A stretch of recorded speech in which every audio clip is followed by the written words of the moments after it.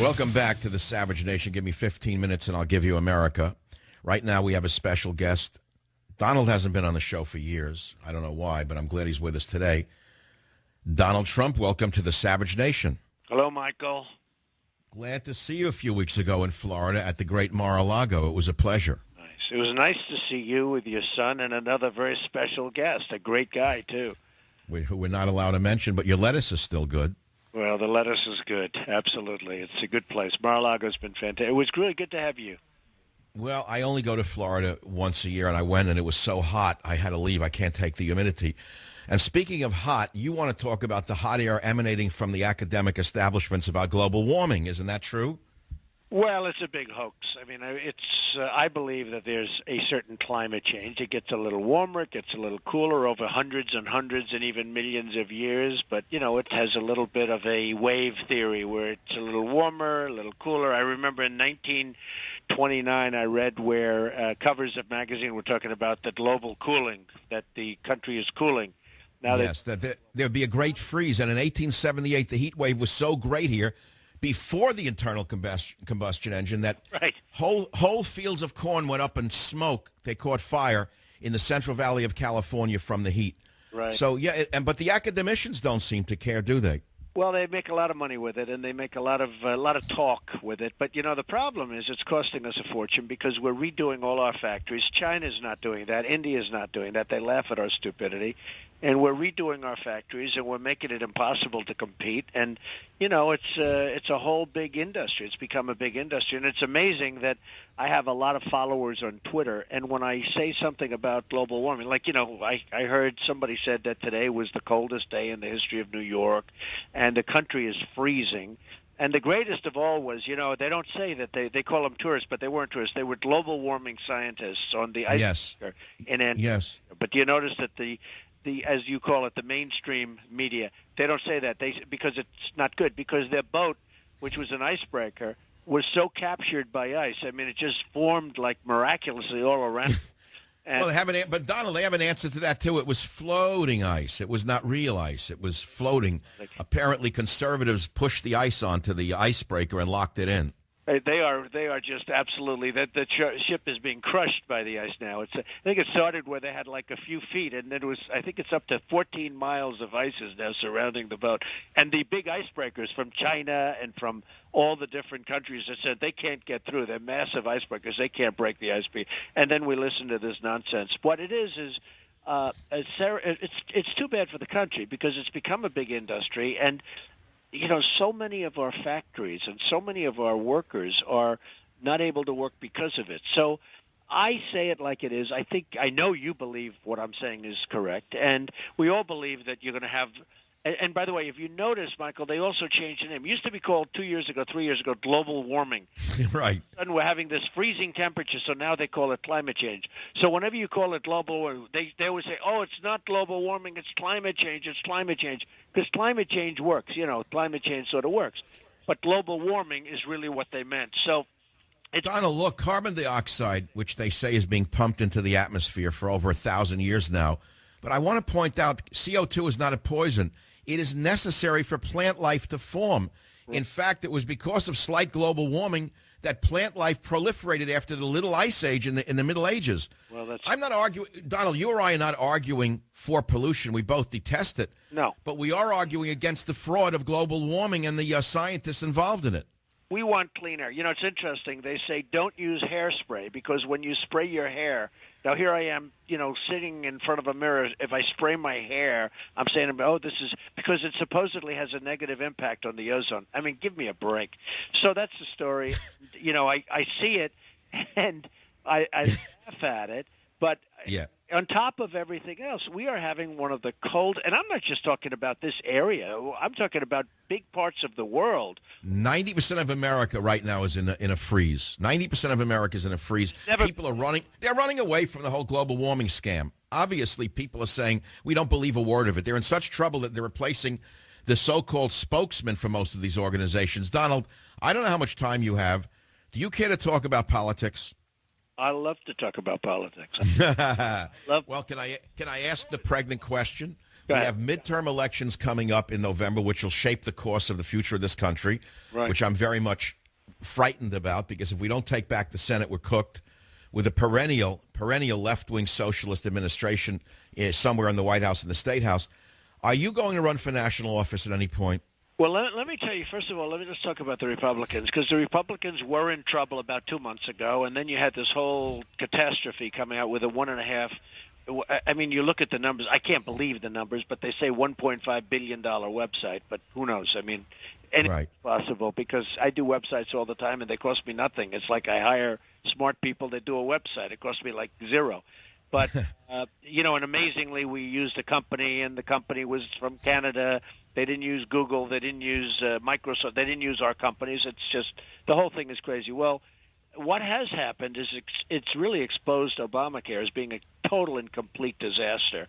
And the website is the least of it, and you know that. And I think what's going to happen, if the Republicans run on Obamacare, I think you're going to have a huge victory in the Republican Party for what's happening in really now. It's amazing. It's just in a few months. I mean, it's literally, we're talking about November of this year. Hard to believe. Well, but Donald, we all know socialized medicine is what it is. Look at Cuba. Look where it's operational. And we know that it was the First Lady's friend who built the website for $900 million. Right. We understand that. I mean, we all know this is a terrible thing. But you personally, are you going to step in and run America like a business for us? Well, a lot of people want me to, and you understand that, and I'm getting calls all the time. We're getting so many people want me to, but it's just too soon. We have to get through November first. You have to see what happens, and then we're going to make a determination. We will make a determination. They also want me to run for governor of New York. You've been seeing that one. And Oh, wouldn't that be fun with your friend, the Attorney General, in your sights? Oh, it's funny. I have a school that we started. I started to help people. I mean, literally to help people. And frankly, if they listened, they would have done well, because I predicted the housing market, and I predicted it both up and I predicted it down. I predicted it twice.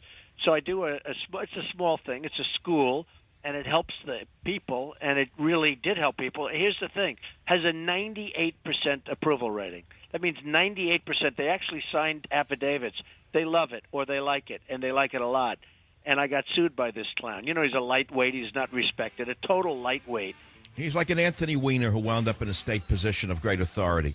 Well, he figured he'd get some publicity suing Trump. So he sued me. Donald, I have only 20 seconds. Can you stay with us and come back after the break and talk about this? I will. Sure. Donald Trump back with us on the Savage Nation. Always a pleasure. We'll be right back on the program. The phone number is 855-400-7282. If you have a question for Mr. Trump, 855-400-7282. If you get through my call screener, you will speak to more people than you meet for the rest of your life. This is Michael Savage. Give me 15 minutes, and I'll give you America. It is the Savage Nation. We're talking about the scam of global warming. We're talking about the sad state of the Republican Party, which is very sad, by the way, because it's the only alternative we have to the emerging Democrat socialist monstrosity. And with us to continue this dialogue on the Savage Nation is Donald Trump. Donald, welcome back to the program. Before the break, we were talking about, you said people are trying to have you run for the governorship of New York. Is that true? That's true. Many, many people, Republican leaders, are wanting me to run very badly. I'll have to get your advice, Michael, but they really want me to run. Don't look to me. I'm only a talk show host. Yeah, you'd be the perfect one. We have a tremendous group of people, and they're tremendous people, and they're very discouraged with what's going on in New York. We have the highest taxes in the nation, and the state... Well, let's talk about that. Is Cuomo vulnerable in any way?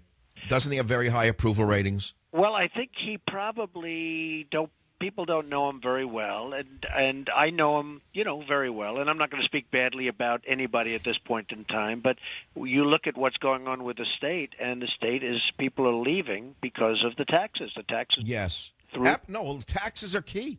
I don't care what people's politics are. You know better than I, Donald. You run in the trillionaire circles. You know that no matter how liberal people may be, at the end of the day, they don't want to pay the government any more money than they have to. Well, it's true. And, if you look at New York, it's number one. I mean, it's literally the highest taxed place in the whole nation. And that's a pretty bad thing to be running on. So, I don't know. I don't look at polls. I'm not looking at polls or anything. I'm just getting calls from so many people to do it. And then the other thing is, as you know, we'll see what happens in 14, and it's coming up very soon. It's amazing. 2 years ago we were talking about the 14 elections. Right. Now all of a sudden they're practically upon us. Right. I think the Republicans, and I know you're not thrilled with the Republicans, but you're probably more thrilled with them than you are with the Democrats. The Republicans are going to do... Donald, I wouldn't use the word thrilled with regard to any political party, but people should understand that creating a third party is the end of America, because it'll only elect it's the end of America, because there'll be a Democrat socialist for sure in that case. Well, unless you create a third party where you have a very liberal person running, and that's not the worst thing. Look, Ralph Nader did, tremendous damage to Okay, so why don't you and I create a fake liberal third party and see if we could suck 10% of the Democrat votes away from them. Maybe there'd be a chance for America to recover. Yeah, if you have a liberal party that's created, Michael, I mean, that could be the opposite effect of what you're talking about. Ralph Nader did a tremendous disservice to Mr. Gore, let's face it. And well, thank God. We got to thank Ralph for something. So it can happen that way, too. We think in terms of a third party as being conservative and all, and maybe that's the more likely thing. But frankly, it can happen the other way also. Yeah, I never thought about that. So you want to talk for a minute about the Attorney General. What is he doing? Why is he bothering you? Hey, Michael, if you never thought about it, I am very proud of myself. I can tell you that. So go ahead. What was your question? Why is the Attorney General of New York giving you such a hard time? Well, he probably, I look at what he's doing. He's driving business out of New York. He's not a respected guy. He's a total lightweight. And he gets publicity by suing Trump. And he wanted to settle with me, and I didn't. Oh, he's one of those? You're shaking it down? To settle, 100% wanted to settle. And, a lot of people said it's easier to settle. You don't get any press. You don't get bad publicity. I couldn't care less. And I decided I didn't want to. And in the meantime, he's asking people for campaign contributions in my organization. He's asking for campaign contributions while he's trying to settle. And I think it's disgraceful. And that's part of the problem that we have with New York. What's going on in New York is very bad. But Donald, it's like Tammany Hall all over again. Remember what you know better than I. You're a New Yorker. I'm not. I may have been born there. I've been gone. But Tammany Hall dominated New York politics until Fiorello LaGuardia, a Republican, by the way, populist, cleaned up the entire city. And I think New York today, and I don't want to go into an area maybe you're feeling uncomfortable with, the new mayor of New York is beyond belief in terms of his policies and what he'd like to put in place.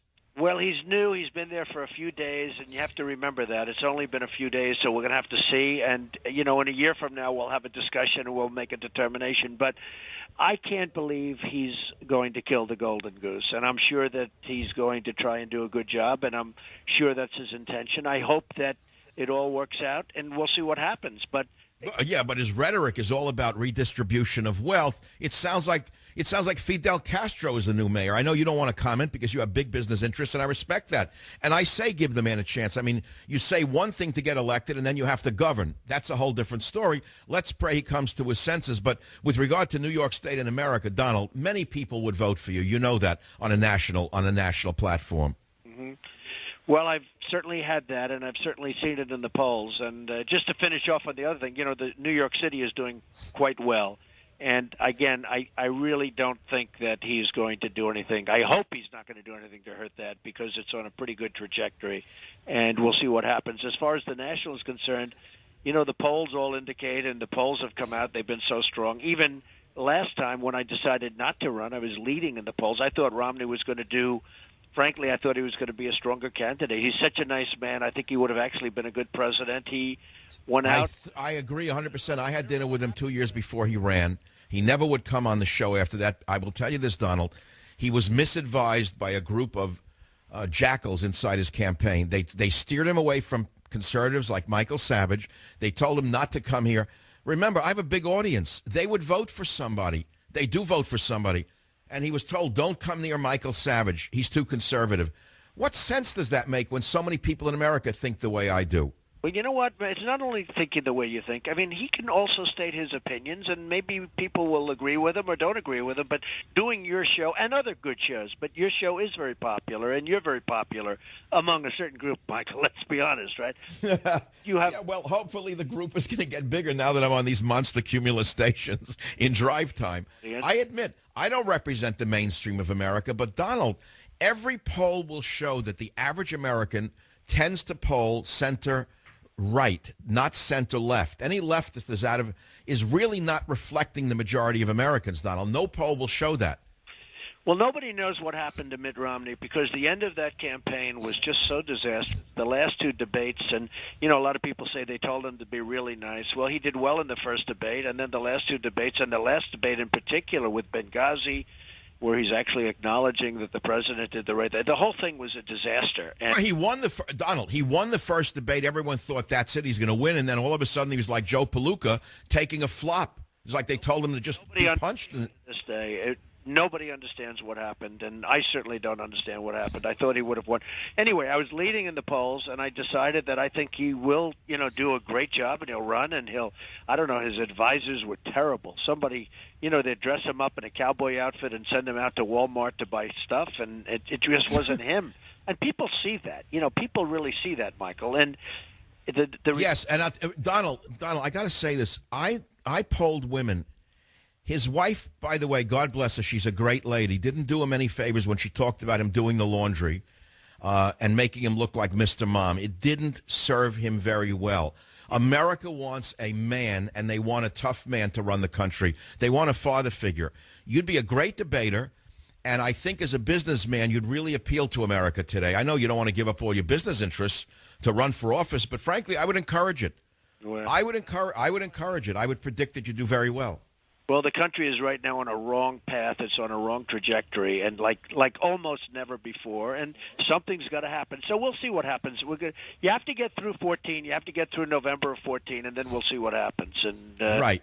I'm going to be polling. I'm going to be polling for that, and hopefully people will come to the conservative side after they see the debacle of the radical leftist side.